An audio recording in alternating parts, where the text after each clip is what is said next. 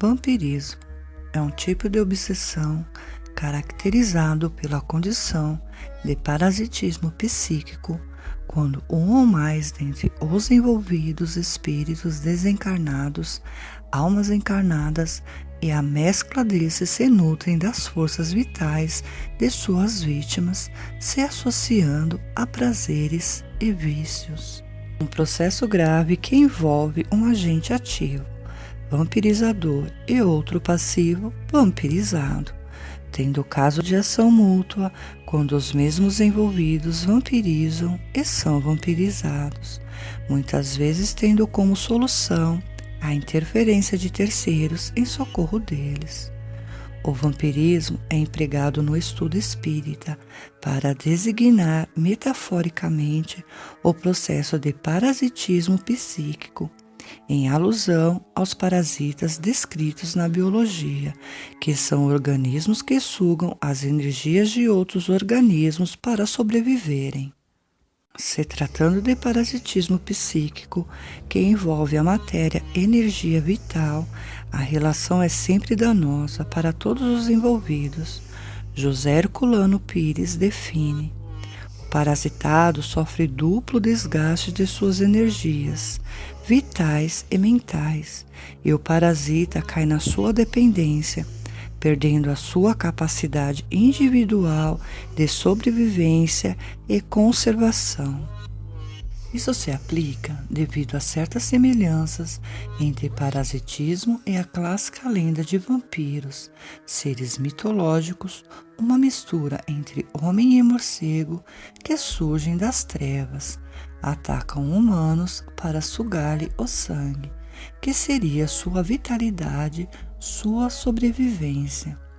Essa associação, vampirismo e seus derivados, com o parasitismo psíquico, é empregada no meio espírita, sendo narrado pelo espírito André Luiz, psicografado por Chico Xavier na série A Vida no Mundo Espiritual, onde uma mulher, denominada vampiro, é cercada de pontos negros, que, chegado no umbral, implora socorro do outro lado, sendo o socorro negado, por se tratar de um vampiro, sendo que os pontos negros, 58 ao total, representava as crianças assassinadas ao nascer.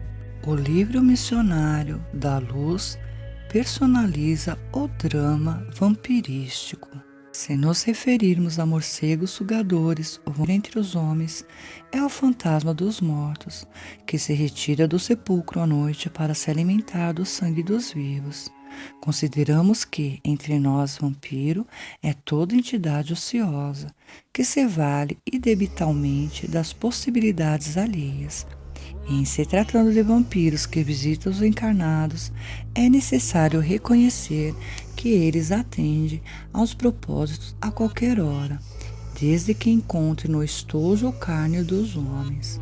Martins Peralva, estudioso espiritual, diz: ação pela qual espíritos evoluídos, arraigados à paixão, inferiores, se imantam à organização psicofísica dos encarnados e desencarnados, sugando-lhes a substância vital.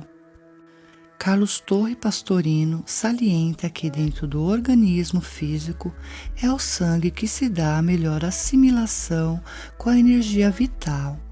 O objetivo elementar do processo de vampirização, explicando assim por que o baço é o ponto mais visado por obsessores dessa qualidade. Outra função do baço é a assimilação do sangue do prana captado pelo chakra esplênico.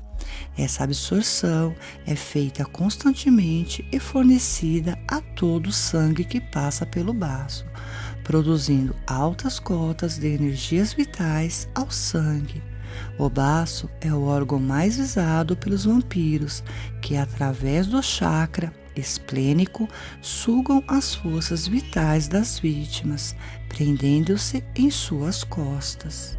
Na vida material como espiritual, vampirismo é um processo comum e universal do relacionamento afetivo e mental das criaturas.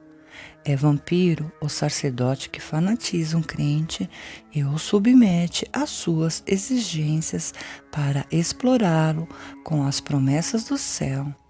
Como o demagogo político que fascina os adeptos de suas ideias e os levam ao sacrifício inútil e brutal da revolta e do terrorismo. Também o negocista esperto que suga as economias de seus clientes com falsas promessas de um futuro improvável. O vampiro galanteador, Dom Juanesco, que se aposta da afeição das mulheres inseguras para explorá-las. O alcoólatra ou toxicomano, que semeia desgraça ao seu redor. É vampiro o espírito sagaz ou vingativo, que suga as energias das criaturas humanas e subjuga outros espíritos para agir na conquista e denominação de outras, e assim por diante, na imensa e variada pauta do vampirismo material e espiritual. Allan Kardec não usou a expressão vampirismo ou parasitismo psíquico, mas deixou caracterizado semelhante processo dentro da classificação das obsessões, colocando-o na grave categoria de assédio à subjugação.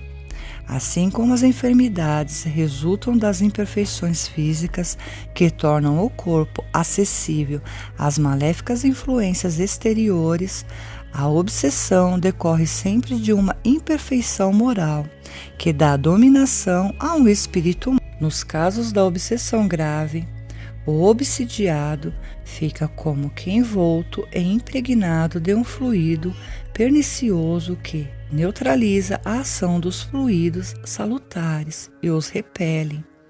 A conceituação espírita para vampirismo pode sugerir uma recorrência doutrinária às teorias lendárias, como a história do famoso Conde Drácula.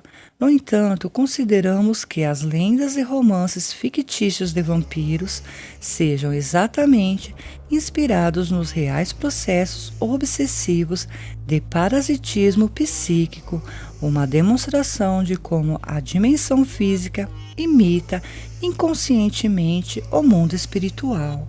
Tipos e causas de vampirismos clássicos de parasitismo psíquico são classificados pelos seguintes tipos: vampirismo por viciação. Espíritos encarnados tornaram-se apegados às sensações materiais e viciaram em prazeres carnais. Vampirismo por atentado direto.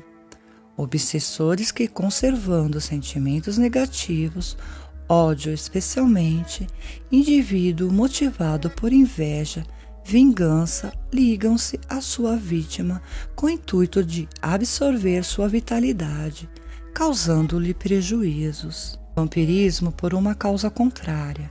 Quando dois indivíduos de planos diferentes, encarnado e desencarnado, permanecem ligados, ainda que por um sentimento afetuoso, sem intenção de causar qualquer dano, mas acabam prendendo-se um sobre o outro, impedindo o processo em virtude da saudade.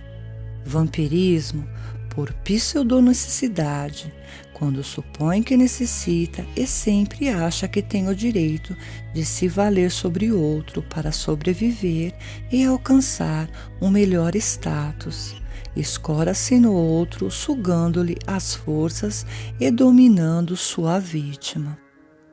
O primeiro caso de um espírito para um encarnado é típico de parasitismo recíproco, já que ambos os envolvidos gozam do mesmo vício, ainda que algum deles haja um sentimento de remorso. O espírito procura motivar o encarnado à prática viciante para assim vampirizar as energias resultantes das sensações daquele prazer carnal. O segundo e o terceiro caso são próprios de desencarnados para encarnados. Já os dois derradeiros tipos de vampirismo podem ser acionados por um espírito para encarnados ou vice-versa.